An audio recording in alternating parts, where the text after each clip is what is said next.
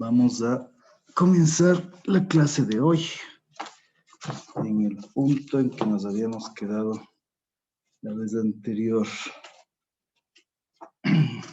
Si nosotros habíamos llegado ya a la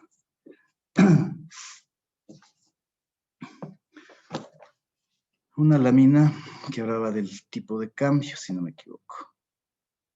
¿No es cierto?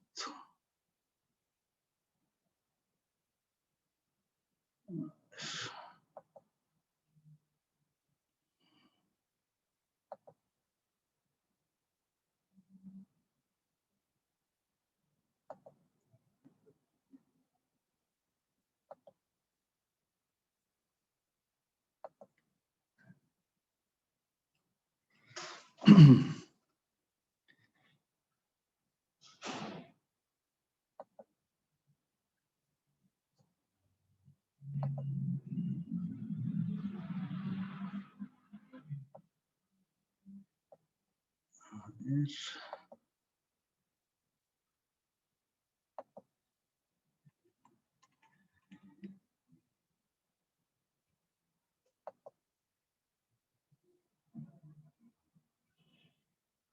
Compartir esta lámina.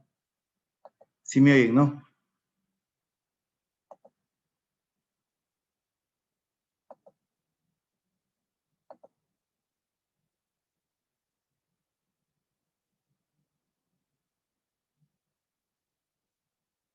¿Sí me oyen?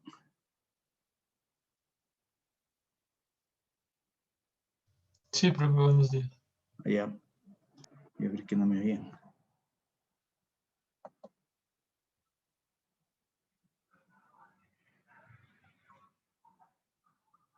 Vamos a compartir la lámina.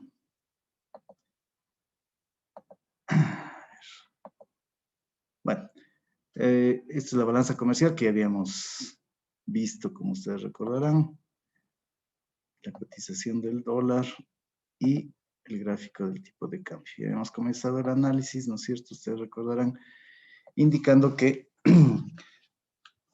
la variación del tipo de cambio se debe a que era y es parte de los programas de ajuste estructural implementados inducidos por el Fondo Monetario Internacional. En definitiva, para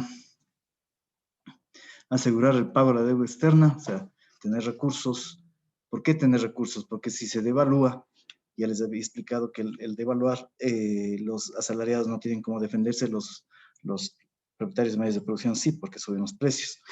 Pero el Estado, en el caso ecuatoriano, como es un gran exportador, ¿no es cierto?, exportador de petróleo, entonces también tiene divisas. El rato que se devalúa, se comprimen los salarios estatales y por lo tanto el Estado tiene que entregar menos divisas a sus asalariados y por lo tanto está ahorrándose dinero.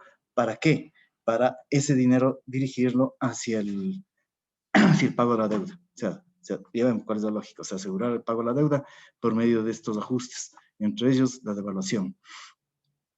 Entonces, termina siendo un proceso de redistribución regresiva de la riqueza, ¿no es cierto?, en favor de los grandes capitalistas, en prejuicio de las mayorías de la población, de la mayoría de la población. Es un programa de ajuste y es un traslado de la riqueza, como digo, de la mayoría hacia la minoría, y un traslado de los costos del ajuste, de la crisis en último término, hacia la mayoría de la población. Eso es lo que hace perdón, la devaluación. Por eso no es raro, ¿no es cierto?, que se ha insistido en el mismo tipo de política, se puede decir, porque ustedes ven como esto es un proceso, la primera parte, ¿no es cierto?, de esta curva es un proceso continuo de devaluación. Se insistió en ese mismo tipo de política en pos de la estabilización, propiciando la apertura económica con el objetivo de pagar la deuda, como ya les decía, y además garantizar los macro subsidios dirigidos al capital monopólico interno. ¿Cuál es? La subcretización de la deuda externa, que es la estatización de las deudas privadas, sea, trasladar de los privados hacia el sector público sus deudas, las deudas en dólares, las deudas hacia afuera, y la securitización y el salvataje bancario, que más, ¿no es cierto?, que más expresión de traslado de costos, que el Estado se haga cargo de los bancos quebrados. Entonces, esos son los objetivos, pues, de todos estos paquetes económicos. Paquetes que luego con el Rafael continuaron teniendo como más o menos esos mismos objetivos. O sea, la deuda externa, como vamos a ver más abajito, los métodos, la corrupción como método de acumulación de capital y la transnacionalización de la economía. Entonces tienen el traslado de las riquezas petroleras, mineras, de las concesiones telefónicas, etcétera, que hizo el Rafael. O sea, lo principal de la economía ecuatoriana, buena parte de lo principal de la economía ecuatoriana está en manos privadas, en manejo privado, etcétera. Entonces,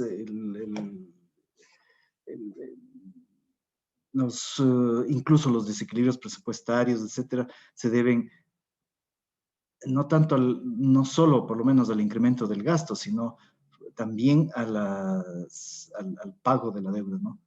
Al enorme pago de la deuda. De hecho, en una redistribución del presupuesto dirigido hacia favorecer el pago de la deuda. Es decir, todo este proceso, ¿no es cierto?, que va desde inicios de los 80 propiamente hasta fines de los 90. Pero en ese momento, ¿no es cierto?, a fines de los 90, se produce ya este segundo momento, que es un momento, como ven ustedes, de una alza exponencial del tipo de cambio. ¿Cuáles son los antecedentes de eso? Uno, la política del Fondo Monetario de imponer la liberalización financiera. Es decir, el Fondo Monetario impone la liberalización financiera como parte de sus paquetes para que penetre el capital extranjero, el capital transnacional. Es para facilitar la penetración del capital extranjero en las economías, en nuestras economías, pero no solo en las nuestras, sino también en Grecia, etcétera, etcétera. Facilitar la penetración del capital extranjero. La liberalización. Pero esa liberalización es adaptada a las condiciones concretas del Ecuador, claro, por quien estaban en el poder en ese momento. Estamos hablando de mediados más o menos de los 90, es decir, el año 94, el gobierno de Sixto Durán, Alberto Dajic, especialmente el vicepresidente Alberto Dajic, impulsan una sustitución de la ley anterior, que era la ley bancaria, algo así se llamaba, si no me equivoco, por la nueva ley que se llamó la Ley de Instituciones Financieras. Inspiración fundamentalista, aperturista, etcétera, que lo que hizo son centralmente dos cosas. Uno, restringió los controles del Estado sobre los bancos, y claro, los bancos estaban felices porque con las manos libres pueden hacer lo que quieran. Y dos, permitió los autopréstamos hasta el 60% de los activos de los accionistas de los bancos podían pedir préstamos de ellos mismos. Imagínense lo que es eso. O sea, yo mismo pido préstamo a mi banco. Entonces, claro, eso se presta para cualquier cosa. Y por supuesto, estamos en el Ecuador, la ley se acata, pero no se cumple. Entonces, el 60% que quedó escrito en la ley, porque por supuesto se tomaron préstamos que superaban y con creces ese 60%. Entonces, esta ley abre esa posibilidad y claro, por esa apertura, los bancos se desmadraron. Es más, preparan las condiciones los mismos banqueros auspiciando a el candidato Yamil Maguad. Fíjense lo importante que pueden ser las elecciones. Auspiciaron al candidato Yamil Maguad, los banqueros, gana las elecciones del candidato Yamil Maguad, y con todo esto lo que hace Maguad, por supuesto, es cubrir a los banqueros. Pues, ¿a quién más iba a cubrir? Es decir, Maguad es responsable del salvataje bancario, 8.000 millones de dólares de transferencia hacia los sectores bancarios, del pago pero radical de la deuda externa hasta el punto que dejó de pagar a las Fuerzas Armadas y a la policía. Pues, o sea, imagínense lo que es eso, y es un fanatismo sin nombre, o sea, es crear las condiciones para que le den el golpe a él mismo. Es también responsable a partir de del salvataje bancario, de la dolarización, claro, como medida desesperada porque estaba cayendo el gobierno, él mismo estaba cayendo, entonces toma esta decisión de la dolarización así, al andar, o sea, no es que estuvo meditada ni preparada, no, no, al andar, porque si no se caía, pensaba que le iba a salvar de la caída, que a la final no le salvó, como todos sabemos. Toma esa medida el 9 de enero del año 2000 y se cayó el 21, es decir, 10 días más o menos de distancia, 12 días de distancia. Y claro, además de la participación del Ecuador en el Plan Colombia, ¿no? Que el cierre de la frontera sur con La Paz, que tiene de bueno y tiene de malo, o sea, estuvo bien cerrar un conflicto con el Perú que ya no tenía mucho sentido, pero tiene de malo en el sentido de que el MAUAD permite que que el ejército ecuatoriano se redistribuya en el territorio y posibilite que, eh, que penetren ya entraron, si esa era tu preocupación, que posibilitó que el ejército ecuatoriano se integre a la aplicación del Plan Colombia, que haga de yunque, mientras el ejército colombiano hacía de martillo, y entre los dos se supone que iban a chicharrar a la guerrilla. Fracasó a la final esa estrategia diseñada por los gringos, por cierto. Pero, en fin, ya ven, el MAUAD les ha servido de mucho a los norteamericanos, por eso le tienen dando clases en Harvard. O sea, uno no puede entender de otra manera, sino que están pagando los favores. Por supuesto, hizo bien para ellos, ¿no? A los gringos. Ya, pues entonces, el Yamil Mawad auspicia, propicia, deja hacer a los banqueros. Y claro, esta segunda parte de este crecimiento así exponencial de la curva tiene que ver con esta historia, ¿no es cierto? Con la historia de de la exacerbación de la especulación. ¿Qué hicieron los banqueros? Pongo un ejemplo, el Banco del Progreso. Uno hizo piramidación. ¿Qué es la piramidación? Que es el dueño del Banco del Progreso, el señor Fernando Aspiazu Seminario, hijo de connotadas familias terratenientes, gran cacao, o sea, del auge cacaotero de fines del siglo XIX, inicios del XX, pues él es era el dueño del Banco del Progreso. Entonces, puso unas tasas de interés súper elevadas, entonces era muy atractivo, ¿no es cierto?, invertir en el banco. Pero ¿qué pasa? Que con esas tasas de interés tan altas venía gente, ¿no es cierto? Por eso es un proceso de piramidación. Él está aquí como el dueño. Vienen los primeros, ya llegan los primeros, les ofrece así, no me acuerdo cuánto era, pero era altísimo, 80, 100% de tasa de interés. Entonces, claro, era muy atractivo para quien tenía ahorros chicos, medianos, grandes, qué sé yo, meter en ese banco. ¿Cómo funciona la pirámide? Entonces, vienen los primeros, ya. Vienen los segundos, ya. A estos segundos, con la plata de estos segundos, con la plata de los primeros se paga el mismo. Con la plata de los segundos paga a los primeros y se paga el mismo. O sea, vienen los terceros y con ese dinero paga a los segundos, paga a los segundos, paga a los primeros y se paga el mismo. Vienen los cuartos, con la plata de los cuartos paga a los terceros, paga a los segundos, paga a los primeros y se paga el mismo. Entonces, como ven, esto permite ir pagando sucesivamente a todo el mundo que entra en la pirámide. Ya ven, la cuestión es que se vaya ensanchando la base, por eso se llama piramidación, porque eso garantiza los pagos a los que han invertido anteriormente. Pero como se darán cuenta, la pirámide, no puede ser infinita, pues. ¿Por qué? Porque el mercado es limitado, cualquier mercado es limitado, y más aún un mercado en que se requiere tener cierto nivel de ahorros para poder invertir, ni sé qué. Entonces, más limitado todavía en un país como el Ecuador, entonces, y en cualquier otro país también, o sea, es limitado el mercado. Entonces, estos procesos de piramidación tienen un tope, y es que en un momento determinado ya no entra por la base suficiente gente como para mantener toda esta cadena de pagos. Y claro, en ese momento la pirámide se hunde. Generalmente lo que hacen es huirse los los dueños de la pirámide, etcétera. Más o menos algo así pasó también en el caso de el Banco del Progreso.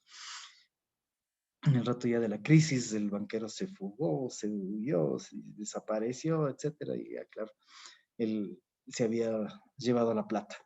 La piramidación, la creación de empresas fantasmas, se crea la empresa A, la empresa B, la empresa C. En la empresa A, gerente es la señora que cocina en la casa de él.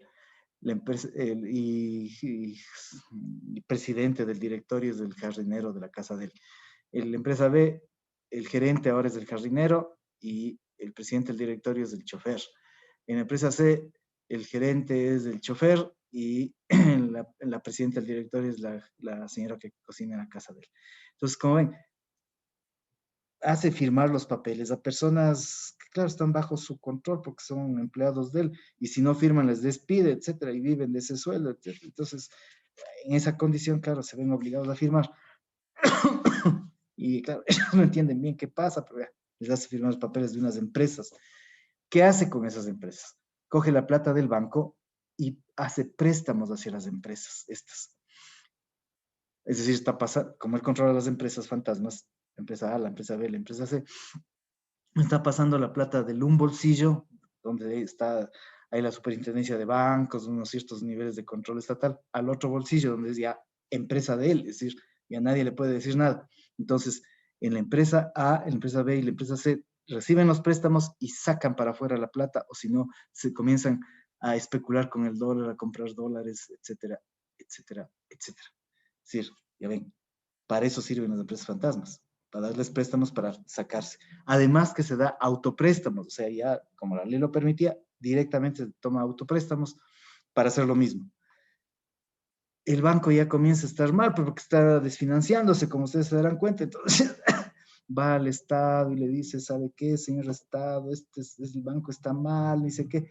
Y el Estado, ¿cómo responde? Por supuesto, el Estado al frente del cual está el Yamil Mawad, puesto por los mismos banqueros. Es más, el mismo Aspiazo Seminario creo que puso como $300,000 en ese momento, ¿no? Que era más que ahora, por supuesto. En la campaña, entonces, claro, pues podía hablar de tú y vos al Yamil Mawad. Entonces le dice, ya, pues, ayude.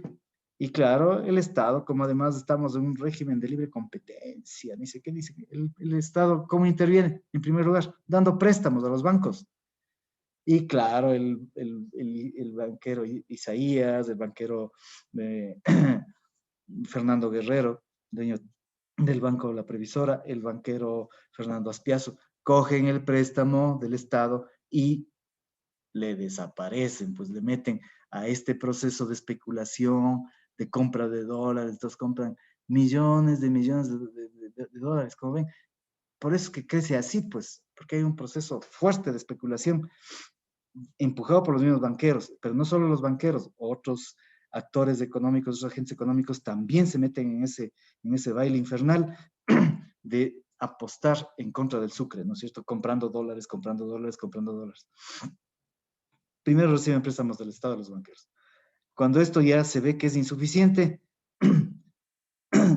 la política del Banco Central consiste en la intervención en el mercado, pero en el mercado, no a los bancos, sino en el mercado, dando, uno, estos préstamos que les digo, y dos, vendiendo dólares. O sea, ve que está subiendo así, así, así, así, entonces se ponen a vender dólares, sacando la reserva para supuestamente equilibrar, ¿no es cierto? Hay una sobre demanda, entonces vamos a equilibrar con aumentando la oferta.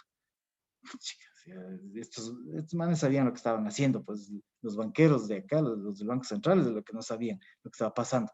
Entonces, claro, ellos siguen y siguen en la especulación, entonces, claro, no se equilibra nunca. Y ya un rato terminado, ya no tienen ni siquiera plata en la reserva para seguir vendiendo dólares, y ahí es que deciden dejar flotar, o sea que la oferta y la demanda determinan el precio del dólar. Y claro, el rato que dejan flotar, esto se disparó, pues, evidentemente, porque estaban en eso, ¿no? Estaban en la especulación en contra del sucre.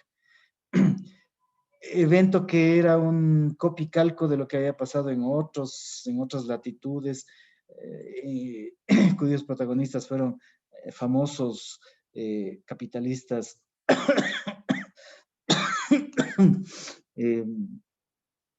me acuerdo ahorita del George Soros, especuladores, ¿no? Famosos especuladores, el George Soros, que especuló contra la libra esterlina y contra el baht tailandés en un proceso similar. Bueno, tiene sus propias características, pero tiene también muchas similitudes. Entonces, ya ven, es decir, especulación que arrasa con las medidas supuestamente de mercado del Banco Central, un rato ya no avanzan, dejan flotar y esto se va al despelote. En el rato que se va al despelote, claro, los banqueros dicen, bueno, el banco ya está quebrado, háganse cargo ustedes. Y el Maguad, en lugar de coger y enjuiciar a los banqueros, meterles presos, etc., se hace cargo, estatiza. Eso fue el feriado bancario que llevó a la estatización de las pérdidas bancarias. Entonces, estatiza las pérdidas, pero claro, obvio, de los, no sé, 100 millones de dólares, digamos, por decir un número, 100 millones de dólares que tenía el banco, claro, ahí está el edificio, las computadoras, pero digamos, eso llegaba a 1 millón, o sea, ni algo así, hasta menos haber sido. Entonces, imagínense, claro, lo que no pudieron llevarse los banqueros, porque el edificio no podían llevarse, toda la plata se llevaron. Entonces quedó el edificio, quedó las computadoras, como digo, o sea, la infraestructura. Ya, pues eso entregó al Estado.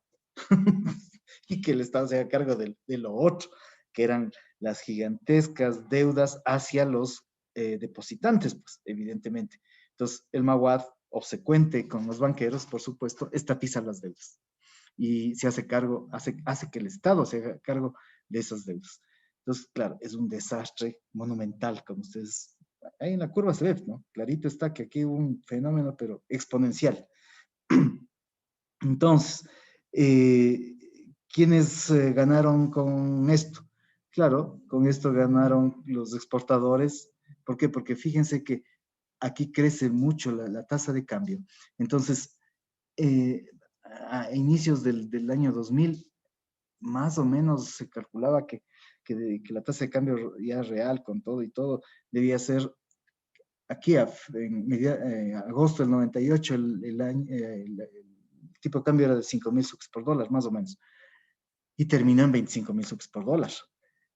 Pero se calculaba que una tasa de unos 12, 15.000 sucres por dólar estaba bien, incluso ya con todo y todo, en la dolarización, digamos, para la dolarización. Pero no, el Maguad hizo una macro devaluación adicional y le puso en 25.000 sucres por dólar, lo cual significó unas enormes ganancias para quienes tenían dólares, los exportadores. Uno, los banqueros que se habían pasado comprando dólares. Dos, pulverizado, ¿no es cierto?, las deudas de los grandes deudores en sucres hacia la banca que está siendo saqueada. Claro, quedan pulverizados porque yo tomé un préstamo a 5.000 sucres por dólar y tengo que devolver el préstamo a 25.000 sucres por dólar, así es la quinta parte.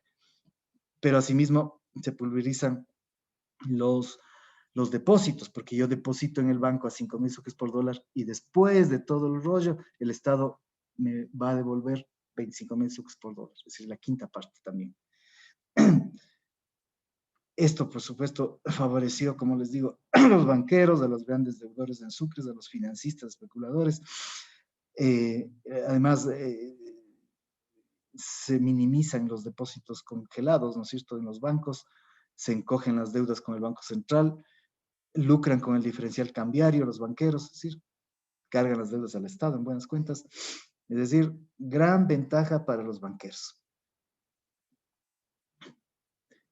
Como el Estado se hace cargo del desastre, entonces, claro, era para evitar un estallido social.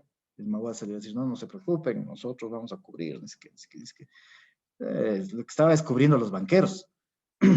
Claro, lo que pasa es que el rato que el Estado se hace cargo, ¿cómo repone los depósitos? Repone emitiendo sucres, es decir, con emisión inorgánica, imprimiendo billetes.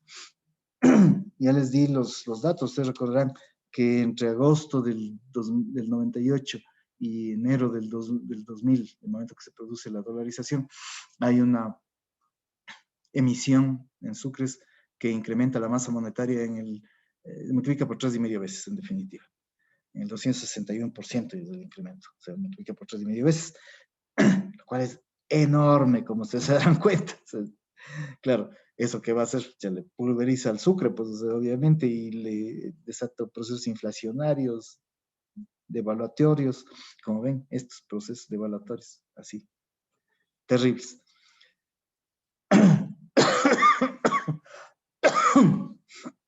Entonces, además, el rato que el Estado se hace cargo de los bancos quebrados, las deudas quedan en manos para que cobre el Estado. El MAWAD creó a través de una ley famosa que se llama la ley de la AGD, de la Agencia de Garantía de Depósitos, creó la institución, la AGD, y además una garantía de depósitos. O sea, todo era tramposo. La garantía de depósitos aquí fue indefinida, abierta, es decir, para todos los depositantes. En Estados Unidos, país dolarizado también, obviamente, ¿no? Y además, país de libre competencias y todo lo demás, capitalista como él solo. En Estados Unidos, en ese momento, el Estado norteamericano admitía un tope de hasta $120,000 para cubrir. Aquí no, aquí la garantía fue ilimitada. O sea, ¿a quién está favoreciendo? A los grandes depositantes, pues, no a los chiquitos, sino a los grandes, porque los chiquitos están cubiertos. Pero claro, el rato que dejamos abierto esto, que cualquier depósito será cubierto por el Estado, está cubriendo a los grandes depositantes. Entonces, ya ven, todo chueco, todo torcido, todo tramposo. Y el,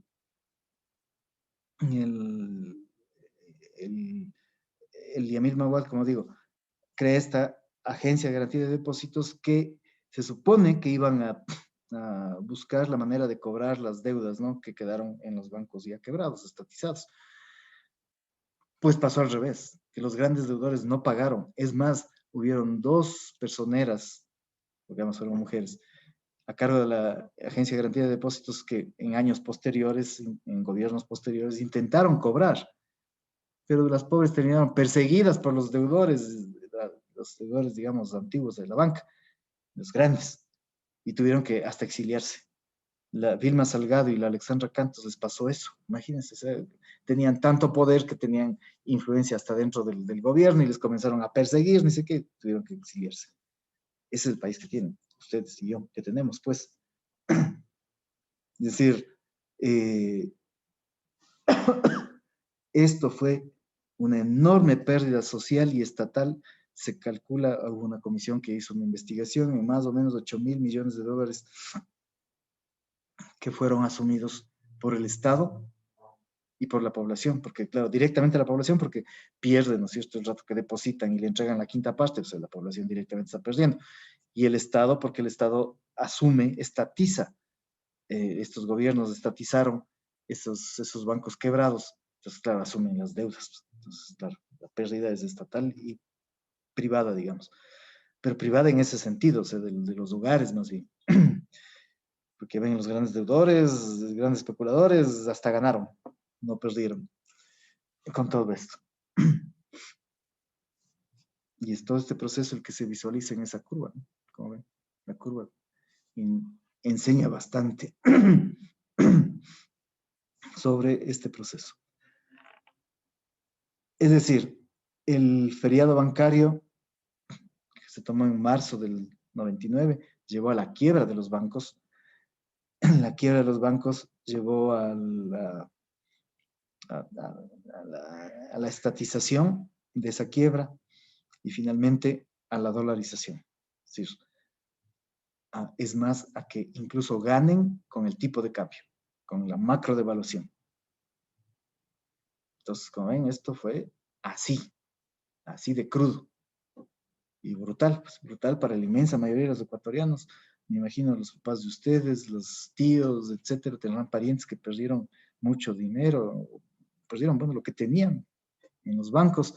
Muchos de ellos, a lo mejor algunos de ellos se tuvieron que ir del Ecuador, migraron, porque claro, ¿qué había? Si no había ningún futuro. Es decir, ya ven, el poder político está comprado, está controlado, hay un proceso especulativo desatado. El feriado que lleva la estatización y que culmina en todos estos procesos también tramposos de la AGD y etcétera. En fin. Ya ven.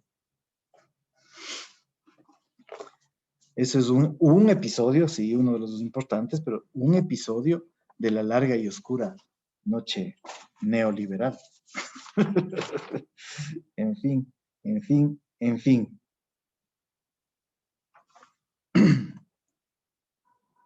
Ahora vamos a hablar, para hablar paralelamente, de lo que significó la revolución ciudadana. La revolución ciudadana. A ver, vamos con esto. Fíjense ustedes, ahí tienen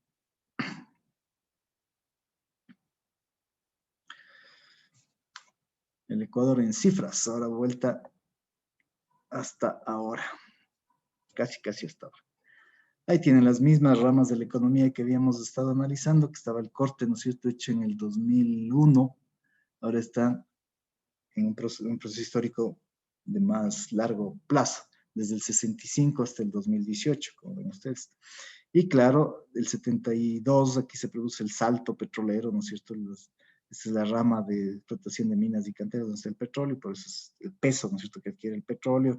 Esta crisis, ustedes recordarán que era la crisis del año 86-87, y ya les conté que se rompió el oleoducto y bajó el precio, por eso provoca esta situación. Luego aquí, el año 98, se produce un bajón en el precio, especialmente llega a estar en $9 el barril, como ya les había contado. Y acá también a inicios de los 2000 baja relativamente, luego se recupera, por supuesto. Y hay dos momentos aquí importantes, aquí no se ve mucho, más adelante vamos a ver otros gráficos donde se ve más claramente esto, de la evolución ya más detallada del petróleo.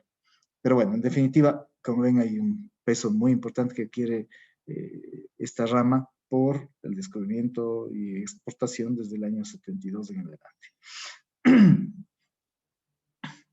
Luego, la agricultura, ganadería, silvicultura y pesca, como ven aquí, por el mismo la misma incidencia del petróleo, baja su peso, pero desde los años 80 hay una sostenida recuperación hasta la actualidad, digamos, ¿no es cierto? Con los momentos de crisis que coinciden con qué sé yo, aquí el año 98, toda la crisis bancaria de la que hemos hablado, etcétera, ¿no? Entonces, el peso de la economía agraria, ganadera, de la pesca. Y como ven, estas dos ramas en general tienden a mantener, ¿no es cierto?, el peso de la producción primaria.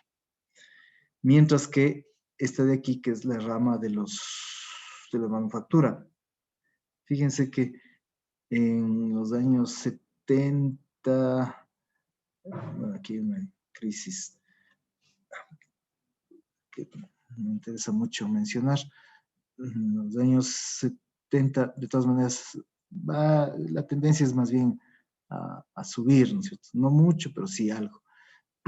Pero de ahí en adelante, casi que con subidas y bajadas se mantiene más o menos por ahí, la industria manufacturera. Y más bien hacia el final del periodo, fíjense, o sea, esto ya es revolución ciudadana, desde aquí más o menos, hay una tendencia al decrecimiento, ya en el largo plazo. Como ven ustedes ahí mismo se puede observar eso. Es decir, la revolución ciudadana no es que empujó lo que podríamos decir el cambio de la matriz productiva. Ya desde ahí podemos observar esto. La construcción, claro, con el auge petrolero, cae relativamente, ¿no?, por el ímpetu del petróleo, pero desde los años 80, 90, más bien 90, hay un auge más aún con la revolución ciudadana, como ustedes pueden ver aquí, hay un auge de la construcción, que además no solo está en las curvas, alcen a ver a su alrededor seguramente hay edificios en construcción y o sea, hay un auge importante de la construcción. Aquí tienen las otras curvas que también habíamos observado.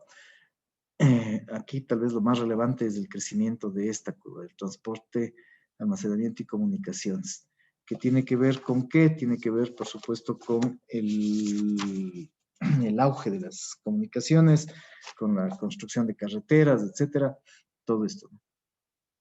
que es un crecimiento sostenido, como ven ustedes, de esta rama. Habíamos visto que el primer contrato de celulares está aquí el año 93 y el siguiente contrato está por acá, el año 2008. Si ya en plena revolución ciudadana, será el segundo contrato de concesión a las dos telefónicas, ¿no? Con todo lo que esto ha significado, es decir, están trasladando, transfiriendo lo más importante de las áreas, digamos, más rentables de la economía hacia estos sectores transnacionales.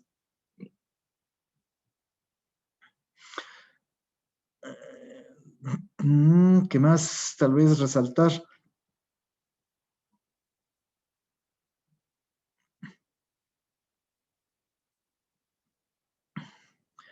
Una caída relativa del comercio interno por el peso que tiene el petróleo, como bien veíamos en la lámina anterior.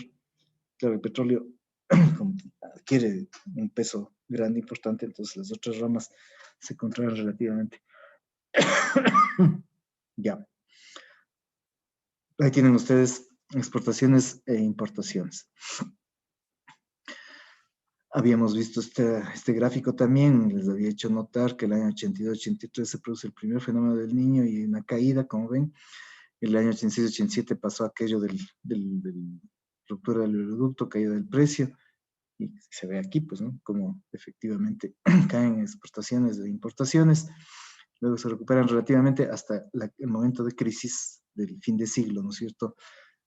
Con dolarización incluida, y como ven, efectivamente aquí caen exportaciones e importaciones. Y luego el remedio de la dolarización tampoco es muy bueno para las exportaciones, porque ya les había hecho notar que lo que pasa es que la dolarización encarece las exportaciones y facilita las importaciones.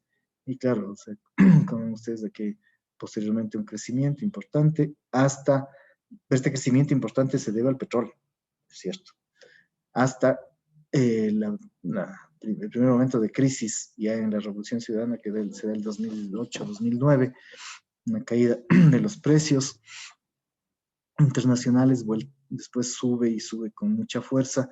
Este es el segundo boom petrolero de la historia del Ecuador y vuelve a caer, como ven aquí, por la caída de precios en el mercado internacional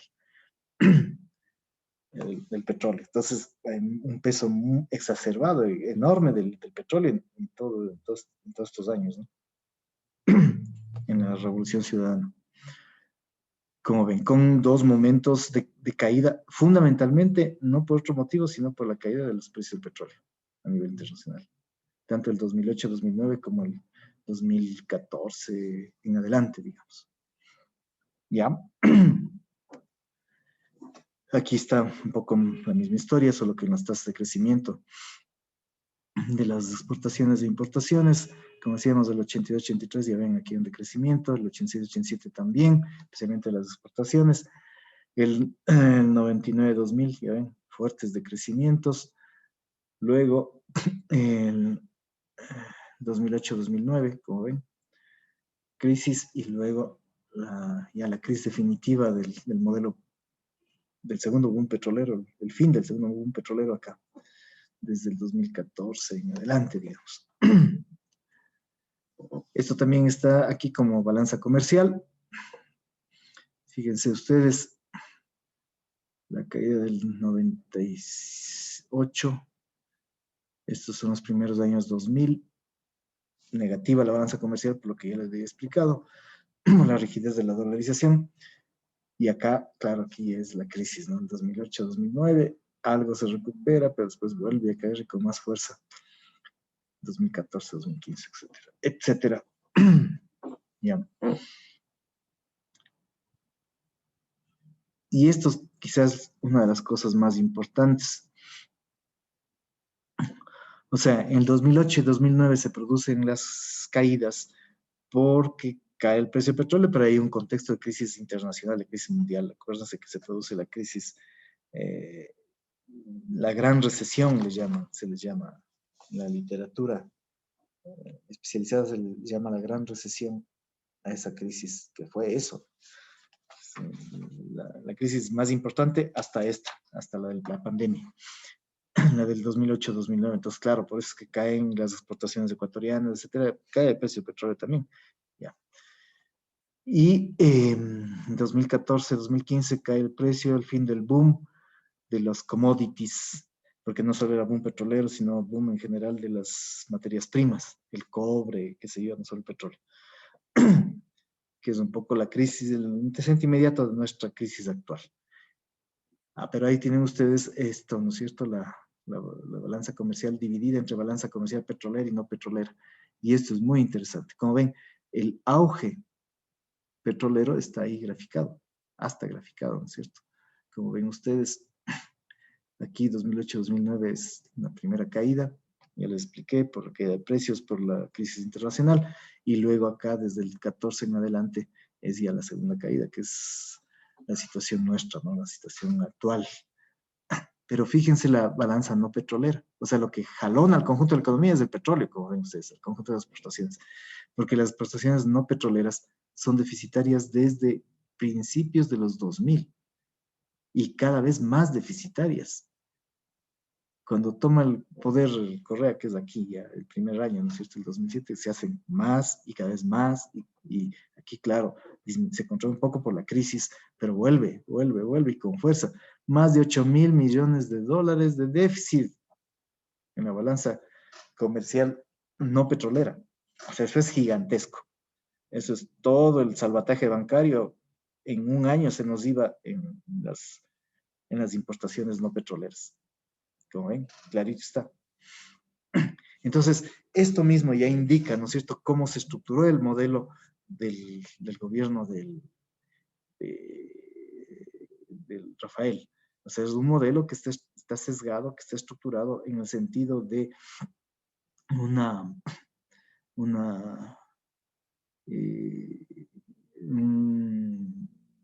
aumento del ingreso, de los ingresos petroleros, que redundan, pueden redundar incluso en aumento del ingreso de la población, pero que terminan siendo aumento del consumo. Y qué sé yo, las condiciones terminan, por lo tanto, aumentando, ¿no es cierto?, el déficit de la balanza comercial no petrolera, que como ven se volvió gigantesca. Y todo esto era sostenido ¿con qué? Con esto de capas, con las exportaciones petroleras, como ven. Entonces, claro, eso es imposible sostener en el largo plazo, pues ustedes se darán cuenta. Aquí tienen la producción de petróleo crudo, los precios del petróleo y un poco lo que ya les contaba, ¿no es cierto? El año 82-83, más que precio del petróleo, más que caída del precio del petróleo, aunque hubo una caída del precio del petróleo, pero lo más importante en la crisis aquí fue el fenómeno del Niño. Acá sí hay una caída fuerte del precio del petróleo, como ustedes pueden ver. Este es el petróleo nuestro, es el crudo oriente. Luego, a fines del siglo 98-99, como ven, nueva caída del precio del petróleo. A inicios de los 2000 cae un poco, pero no tanto. Se recupera después. Claro, esta recuperación, como ven, es tenaz, muy fuerte. Hasta que, asimismo, por la crisis internacional, que se dio, caen los precios del petróleo. Aquí falta, solo hasta el 2012. Ya no me alcanzó el tiempo para armarle hasta más o menos la actualidad, pero obviamente hay una caída de los precios del petróleo ulterior, que es el fin de este boom, ¿no es cierto? El segundo boom petrolero de la historia ecuatoriana. Mientras que la producción de petróleo crudo, como ven, ha ido subiendo, ¿no? Por tramos. Los 80s más o menos este nivel, los 90s más o menos este nivel, y los 2000 y pico por aquí. Pero claro, o sea, esto tampoco puede mantenerse al infinito, o sea, la producción de petróleo, no, el Ecuador también tiene un techo a la producción de petróleo, evidentemente. Además, digamos, hay un techo por las mismas reservas del Ecuador. pero también hay un techo por la situación actual, ¿no es cierto? Se está tratando de disminuir el consumo de petróleo en el mundo. O sea, migrar hacia combustibles no fósiles, en definitiva. Entonces, claro, esto va a tener, ya tiene un techo por las mismas reservas del Ecuador y también un techo ya histórico, ¿no? Pues no podemos seguir en lo mismo, quiero decir. Bueno, aquí tienen, fíjense, los precios del petróleo, que está con datos. El 87, 88, digamos el 86 hay una caída, profundiza un poco después del 88, pero el 98 está clara la caída. Luego, ven ustedes, el 2008-2009 baja de 84 casi a 54, es una fuerte caída. Y luego en el 2014-2015 baja de $85 a 43, o sea, casi la mitad. 37, incluso 47, sí. Entonces, como ven, aquí ya se produce la crisis del modelo. Son los millones de barriles de petróleo crudo. Ya. La producción de petróleo, como ven ustedes, el grueso de la producción petrolera estaba en Petroecuador. Y era marginal la producción en las privadas. ¿Hasta que qué? Hasta que llegamos al gobierno del Sixto y con él comienza a crecer muy fuertemente el traslado, ¿no es cierto?, de la producción hacia las empresas privadas.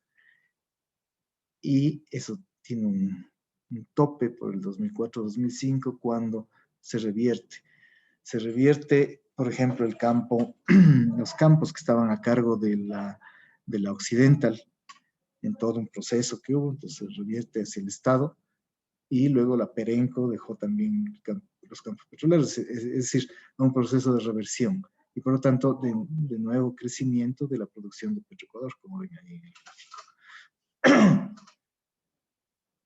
Pero no es que han dejado de estar las privadas, incluso más adelante, aquí no está, pero más adelante se acrecienta un poco esto, ¿no?, de las privadas, en plena época del Rafael y todo lo demás. Aquí tienen el volumen en barriles y el valor de las exportaciones de petróleo. Entonces, como ven, claro, o sea, esto va siguiendo un poco los momentos de la crisis, del movimiento de los precios. Como ven aquí, el 2008-2009 cae fuertemente el valor. El volumen de petróleo exportado no tanto, como ven ustedes. Lo que cae es el precio. Así ven. Eso es interesante hacer notar. Y claro, lo que vino después también es una nueva caída de precios. Aquí cayó el volumen exportado, pero también después caen los precios. En fin, el petróleo. Ya. Es decir, visto lo que hemos visto, actualizando un poco lo que las gráficas que teníamos, ¿no es cierto?, para del 79 al 2001, ahora está en un proceso hasta casi la actualidad. Vamos a ver ahora la evolución de lo que ha pasado con la revolución ciudadana. Algunos indicadores fundamentales de la revolución ciudadana. Esto yo le hice un artículo que se llamó El Chuchaqui de la revolución ciudadana. Como todos ustedes saben qué es el Chuchaqui, entonces no necesito explicarles. Es más, lo han vivido seguramente. Ya. Claro, la discusión si fue una década ganada o perdida, a la final, en lo concreto, fue una década ganada para el capital y perdida para el pueblo. Ahí está. Fíjense ustedes. En primer lugar, los ingresos petroleros, 80.000 millones. Recaudación de impuestos, 100.000 millones. O sea, entre los dos, 180.000 millones, entre 180.000 y 200.000 millones de dólares. Lo cual, como ustedes se darán cuenta, es un chorro de plata. Un chorro de plata. Ya, ahí está. Con números. Este chorro de plata. Bueno, las cotizaciones del crudo. Algo ya vimos de esto. Los ingresos en el sistema público no financiero, como ven, el impuesto a la renta crece, es el que está en verde, crece, sí, cierto es que crece, pero no es lo más importante en crecer. Lo que más crece es el IVA. Y claro, ese diseño de los impuestos no es el mejor. ¿Por qué? Porque el IVA es un impuesto no progresivo, más bien regresivo, porque todos pagamos el 12%, ¿ya? Entonces, todos, los que más tienen y los que menos tienen. Por lo tanto, es totalmente regresivo el impuesto, porque iguala a todos los contribuyentes. Mientras que el impuesto a la renta, los que más tienen en general pagan más. Entonces, este es progresivo. Entonces, un diseño en el que el peso de los impuestos está en impuestos indirectos como el IVA, es un mal diseño, pues evidentemente. O sea, es un diseño que favorece a los que más tienen, en el fondo. Pero ahí está hasta con números y gráficos. Y eso no cambió con el Rafael, por supuesto, para nada. Como ven ustedes, estos son los años del Rafael, precisamente. El mayor peso está en el IVA. Aquí está la deuda sobre el PIB. Como ven, la deuda va descendiendo hasta este momento. Este es el punto más bajo. Aquí se produce la renegociación de la deuda, la transformación. Fíjese, el gobierno lo toma el Rafael acá. Un par de años hasta definir la renegociación, que siguió pagando puntualmente la deuda, pese a que decía que era inmoral y todo lo demás, siguió pagando. Es decir, cuando ya vamos a analizar el manejo de la deuda en la época del Rafael, pues sigue pagando y fíjense lo que viene después. Después comienza a crecer, a crecer, a crecer, a crecer. Más adelante tengo un gráfico todavía más extenso, van a ver. Bueno, crecimiento del PIB, etcétera. Ahí está. ¿Quiénes ganaron con la década? Ahí está, clarito está. Esos son datos requete oficiales, son datos del SRI. Fíjense, en el año 2006 había 42 grupos económicos que representaban el 30% del PIB. Para el 2016 y eran 215 que representaban el 60% del PIB prácticamente. Ajá. Y la banca, ustedes recordarán, no hay prohibido olvidar, como dice él mismo. Salía a despotricar de los banqueros todos los sábados, ni sé qué. Fíjense las ganancias de la banca. Aquí toma el poder. Este es el primer año de resultado ya de la toma del poder del Correa. Se incrementa la ganancia de los banqueros. Y se incrementa. Aquí el 2009 cae, ¿por qué? Por la crisis que ya les conté. Pero fíjense los niveles que alcanza. 393 millones de dólares de utilidad. Después baja un poco por la misma que después de esto.